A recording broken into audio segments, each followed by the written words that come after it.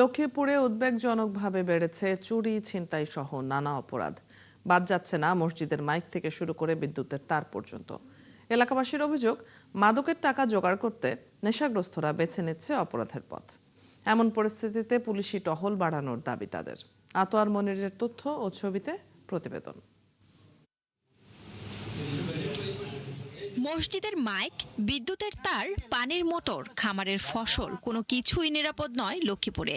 চোরচক্র সুযোগ পেলেই লুটে নিচ্ছে যে কোনো মালামাল।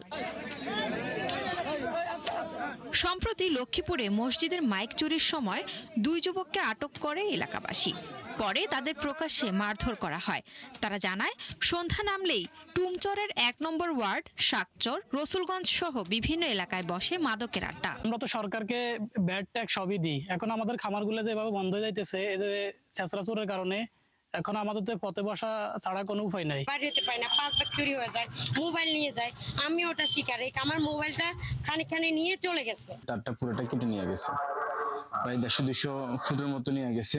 আমার খামার চলাকালীন খামারের ভিতর থেকে খামারের ওয়ারিং তার কাইটা নিয়ে গেছে। মাদককারীরা যদি আপনারা যদি পুলিশ প্রশাসনকে যদি হাতে আপনারা সরকারিভাবে ওনাদেরকে সেভাবে আপনারা কন্ট্রোল করুন, আপনারা বাদী হয়ে ওদেরকে কন্ট্রোল করুন। এলাকা ভিত্তিক এলাকার সমাজ খুবই নষ্ট। মাদক নিয়ন্ত্রণ অধিদপ্তরের কর্মকর্তাদের মতে, মাদকের চাহিদা বাড়ায় নেশাগ্রস্তরা টাকার জন্য বিভিন্ন অপরাধে জড়িয়ে পড়ছে। আমরা যদি পরিবারের সকল অভিভাবকগণ একটু সচেতন হই, আর মসজিদের ইমাম মহোদয়গণ যদি মাদকের বিরুদ্ধে মাদকের কুসংস্কার নিয়ে একটু আলোচনা করেন, তাহলে অনেকাংশে মাদক নিয়ন্ত্রণ করা সম্ভব। এ বিষয়ে সংসদ সদস্য আবুল খায়ের ভূঁইয়া জানান, সরকার মাদকের বিরুদ্ধে জিরো টলারেন্স নীতি অনুসরণ করছে। যারা মাদক ব্যবসার সঙ্গে জড়িত তাদের বিরুদ্ধে কঠোর ব্যবস্থা নেওয়া হবে।